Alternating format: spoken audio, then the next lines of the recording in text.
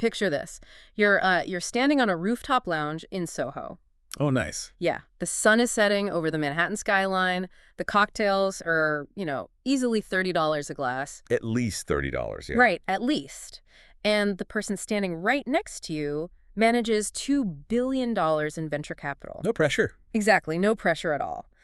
Now, your English grammar in this scenario is flawless. You've passed all the tests, you have the vocabulary memorized, and you technically know how to construct perfect sentences. You're completely fluent on paper. Right.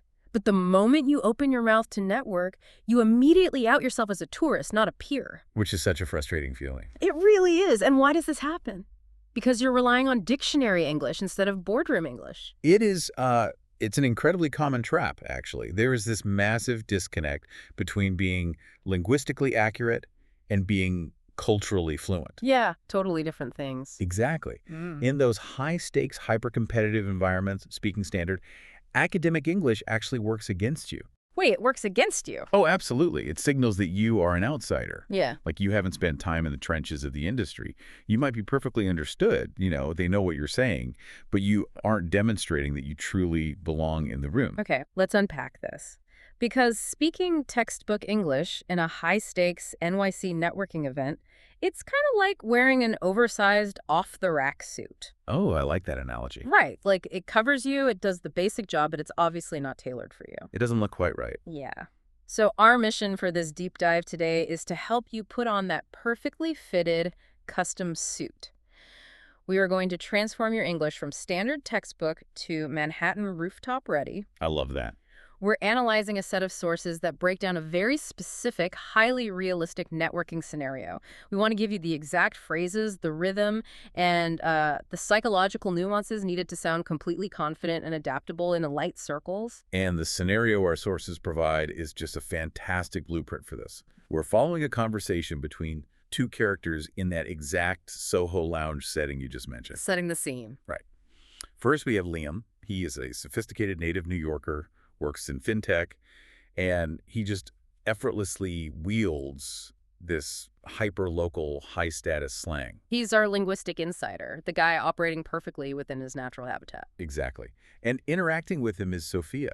Now, she is an international professional, completely fluent in standard English, but she's actively trying to master the unwritten rules of these natural high-class conversations. She wants to ditch that off-the-rack suit. You got it. Yeah. Her goal is to strip away that visitor aura and transition into sounding like a native power player. Which is what we all want, right? But before you can even attempt to schmooze with the elite, you have to read the baseline culture of the room. You have to know the vibe. Yeah, and in New York City, that baseline is defined by two heavily guarded commodities, time and energy. Oh, 100%.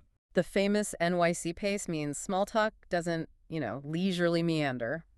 It's fast, it's dense, and it pivots from casual observation to hardcore networking in the blink of an eye. It really does. You see this instantly in how Liam opens the dialogue. Right. How does he start? Well, Sophia simply comments on how spectacular the rooftop venue is. Very standard small talk.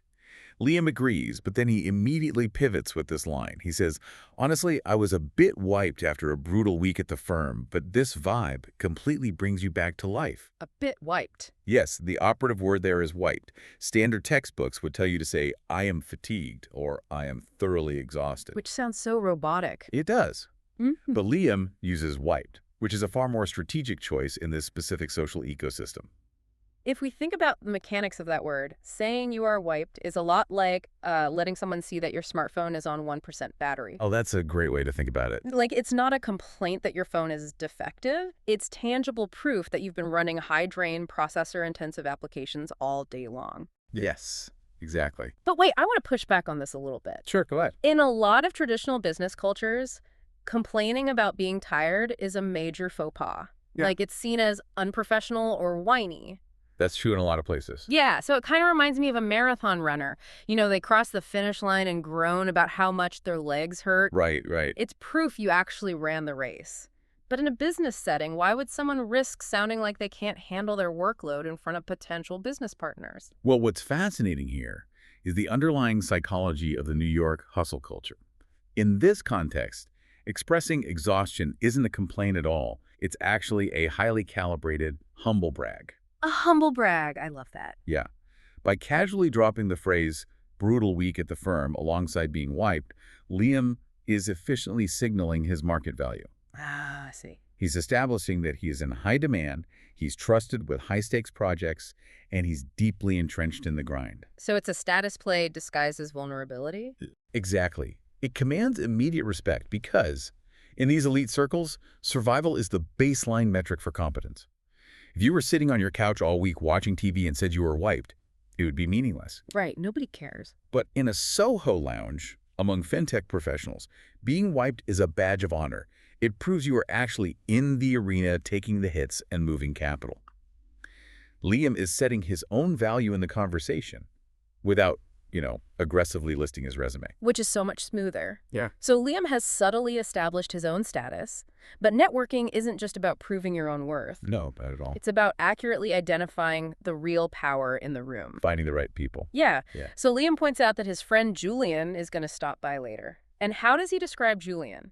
He doesn't pull out a formal title. He doesn't say Julian is a senior managing director of a prominent venture capital firm. No, that would sound so stiff. He just casually says Julian is a big deal in VC. A big deal. Using a big deal rather than a formal corporate title is a deliberate social leveling tactic. A leveling tactic. Yeah. When you are operating at the highest levels of business, leading with formal hierarchical titles can actually make you sound subservient or just overly corporate. It sounds like you're reading from an organizational chart. Right. It frames you as an employee rather than a peer. Exactly. Calling someone a big deal takes a highly intimidating figure, someone who might literally control hundreds of millions of dollars, and frames them in a casual, egalitarian way. It acknowledges their influence but keeps it relaxed. Yes. It signals to everyone listening that you are entirely comfortable operating adjacent to that kind of power. You aren't intimidated, you are simply stating a fact. And Liam doubles down on this framing. When Sophia asks if being a big deal means Julian is influential, Liam responds with, spot on, he's a mover and shaker. A mover and shaker. Here's where it gets really interesting. Think about the physical implications of the phrase mover and shaker. It's very dynamic. It sounds almost chaotic. It implies someone who is physically disrupting the equilibrium of a room. Well, if we connect this to the bigger picture, it highlights a culture that values active disruption over passive stability. Right, Silicon Valley-style disruption. Exactly. A mover and shaker doesn't just manage existing processes. They initiate change. They move capital. They shake up stagnant industries, and they force progress. It's a wildly positive endorsement. Oh, very much so in American business culture. It implies kinetic energy and tangible results. It also perfectly illustrates the hybrid language of the modern elite. You have these incredibly complex, high-stakes financial concepts like venture capital, equity, startup valuations, but they're being discussed using sharp, informal idioms. It's a real balancing act. Yeah, because if you show up to a rooftop bar and start talking like a 1990s corporate synergy training video, people are going to slowly back away from you. They absolutely will. You have to mix the high finance with that calculated casualness. Right. And this hybrid language is actually a filter. It proves two things simultaneously. First, that you possess the technical acumen to understand the business. You know your stuff. Yep. And second, that you have the social calibration to grab a drink and just shoot the breeze. The people at the very top of tech and finance actively reject archaic, formal business jargon in social settings. They don't want to talk to a suit. Exactly. So mastering phrases like mover and shaker proves you are an insider who knows how to seamlessly blend those two worlds. Okay, but identifying the power player is completely useless if you freeze up when they finally walk over to your table. Oh, the dreaded freeze. Right. So how does Sophia actually insert herself into this dynamic? We have to move from observation to execution. It's time for action. Yeah. So Leah mentions that if Sophia wants to get involved with New York startups, Julian is the exact guy she needs to talk to if she wants to get her foot in the door. Get your foot in the door. That idiom is incredibly visual. It really is. It actually originates from the days of door-to-door salesmen literally wedging a shoe into the doorway so the homeowner couldn't physically close it on them. Oh, wow, I didn't know that. That's super aggressive. It is. And in modern networking, it implies that elite industries are essentially impenetrable fortresses. You don't just casually walk in. You need a strategic wedge, in this case, an introduction from an insider like Liam, just to crack the door open enough to make your pitch. Just a tiny crack to slip through. And how Sophia responds to this opportunity, honestly, it's the masterclass within the It masterclass. really is brilliant. She doesn't just nod politely and say, thank you, I will try my best to impress him. No, that would be too passive. Right. She fires back instantly with her own high-level idiom. She says, good to know, I'll make sure to bring my A game when he arrives. Bring your A game. Such a crucial phrase to understand because it taps directly into corporate America's reliance on sports metaphors. Americans love their sports metaphors. They do. In American business culture, there is this deep-seated belief in meritocracy and competition, which naturally borrows the language of athletics.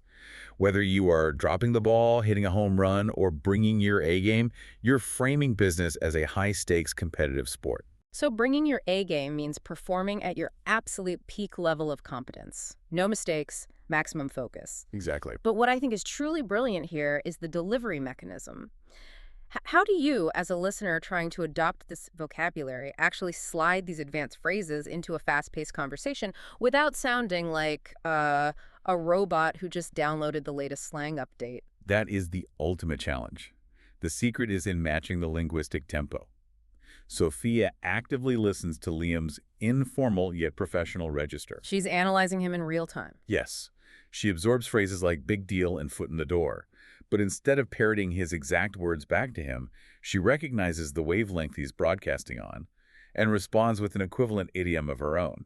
So she doesn't just copy him. No, by volleying back with bring my A game, she proves she isn't just mentally translating vocabulary from a dictionary, she's participating in the cultural dance. She's essentially flashing a VIP pass. She's telling Liam, I speak your actual language, not just the academic version of it. She meets his energy perfectly. But a conversation is a two-way street, right? Once you deploy these tactics, how do you know if they're actually landing? Right, you need feedback. And on the flip side, when you are the one holding court, how do you keep the other person engaged without sounding sterile? That requires looking at the reaction. Liam's responses to Sophia are the ultimate test of her success here. When she accurately deduces what a big deal means, Liam doesn't just say, you are correct. No, he says spot on. Spot on. Which means completely, undeniably accurate. But it does so much more heavy lifting than a simple yes. So what does this all mean for your own networking strategy? It's huge. Yeah, when you tell someone their assessment is spot on, you're doing way more than just confirming a data point. You are intellectually validating them. You're complimenting their insight and making them feel incredibly smart. And validating someone's intellect is arguably the most powerful networking tool in existence. A sterile corporate response like, yes, that is a factual assessment. That halts the momentum completely. It really does. It creates a hierarchy. Right. But saying spot on levels the playing field. It implies you see the world exactly the way I see it. It builds an immediate bridge between the two speakers. Which brings us to an even more potent phrase Liam uses. When Sophia drops the A-game line, Liam instantly replies with, love that, you're already sounding like a local. Love that. Now, to an international ear, the American tendency to say love that to almost everything can sometimes sound, I don't know, a little over the top, maybe even a bit artificial. Romantic. Like someone tells you they are grabbing coffee and you reply, love that. It feels exaggerated. Well, this raises an important question about the social utility of American enthusiasm. It is very easy to dismiss it as superficial, but it actually serves a highly specific, vital function in these high-stress environments. Oh, really? How so? Love, that is the ultimate conversational lubricant. It is designed to rapidly diffuse tension and build immediate rapport. So it creates a psychological safety net. Exactly. Think about it. If you're a non-native speaker or just someone new to a highly exclusive industry, you are taking a massive risk every time you speak up. You're putting yourself out there. You are. If Liam had responded to Sophia's A-game comment by simply nodding silently or saying that is a logical strategy, the entire vibe of the interaction would just freeze over. Oh, totally. She'd Yeah. probably second-guess everything she just said. Yes. The enthusiastic love that maintains the famous high-energy NYC pace, but it injects a massive dose of positivity into the exchange. It rewards the person for taking a social risk. He's literally cheering her on. He explicitly validates her by saying she sounds like a local. He recognizes that she is playing the networking game at a high level, and he reinforces that behavior. That is how you become a magnet in these elite spaces. Not just by sounding smart yourself. Right, but by making the people you speak with feel comfortable, valued, and energized. That is the ultimate takeaway here. When you are prepping for your next big pitch or an international conference or a high-stakes cocktail hour, you have to remember that mastering English for these elite spaces is not a written exam. No, it's a dynamic psychological exchange. Exactly. You are stepping away from the textbook and stepping into a culture. By strategically deploying a phrase like wiped to signal your work ethic, Yeah. by identifying the movers and shakers to show you understand the power dynamics, by looking to get your foot in the door, and by bringing your A game, you instantly elevate your presence. You stop translating words and start translating intent. Perfectly said. And when you utilize tools like Spot On and Love That, you transition from being just a participant in the room to becoming the gravitational center of it. You become the person who facilitates connection. It is an incredibly powerful evolution. But as we wrap up this deep dive, I want to leave you with a final, slightly provocative thought to mull over. Ooh, all right. We've talked extensively about how adopting this specific, highly assertive New York vocabulary changes the way others perceive you. But think about your own native language and the professional circles you operate in back home. That's interesting. Is there a similar linguistic VIP pass? Like a hybrid of street slang and high-level jargon that signals who the real insiders are? I bet there is. Probably. Yeah. And more importantly, as you transition into this elite English mode, as you start calling people movers and shakers and matching this aggressive high-energy pace, does stepping into this new vocabulary actually require you to adopt a slightly different, more assertive version of your own personality? That's a deep question. Right, because at the end of the day, speaking standard textbook English is just putting on clothes. But when you step into a perfectly fitted, custom-tailored suit, doesn't it fundamentally change the way you walk?